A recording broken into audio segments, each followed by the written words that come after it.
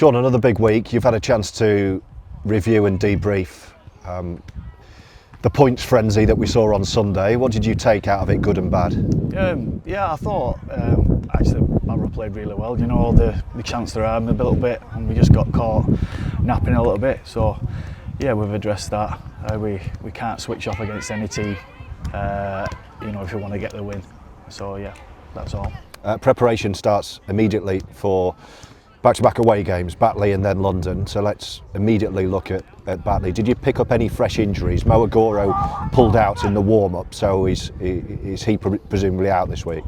Yeah, Mo struggling with his knee, so I'm pretty sure he's out this week. And Matthew Pond's struggling with his back. He got injured in the corner when he was trying to score the try. So, you know, he's touch and go this week.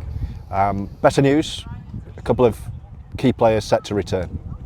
Yeah, Matty Wilde should be back this week. You know, hopefully gets through his HIA protocol, so he's training tonight.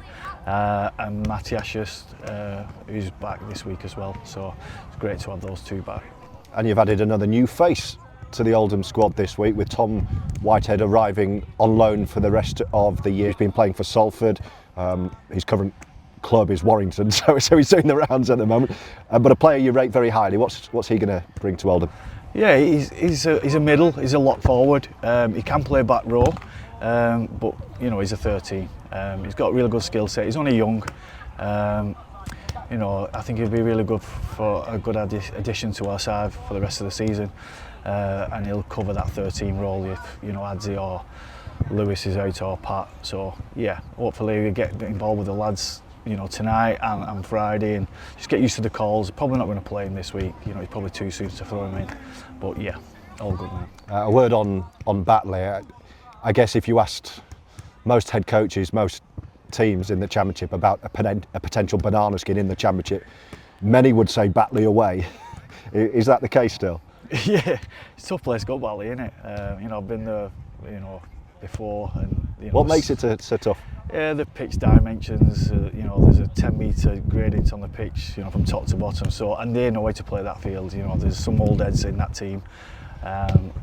You know, he's been there a while. So, and the results have been really close at home. You know, they've had some big scalps, decent scalps at home, and also you know, they know the lads who play for Batley know how to play Championship, 100%. And we're not taking them lightly because, you know, we drew against them 18-all at our place. So.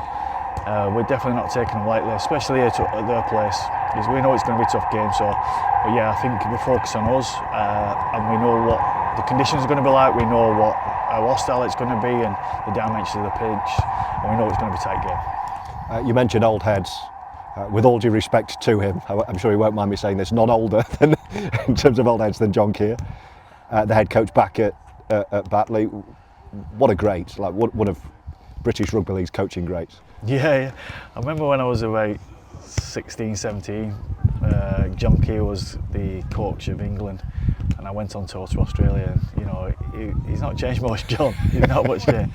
You know, appearance or his coaching methods, you know, he's all about working hard, kick chase, completions. He's just doing the fundamentals right, and that's what they seem to have reverted back to the last few games I watched.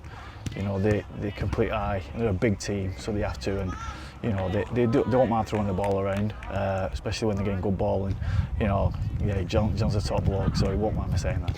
And a final word, just looking behind you, everything that this club is doing at the moment, obviously on the pitch, looking to win the Championship, on and off the pitch, trying to knock on the Super League door, growing the community. This week we've announced the new women's team is going to be launched. We've recently announced the pathway and all the developments we're doing here.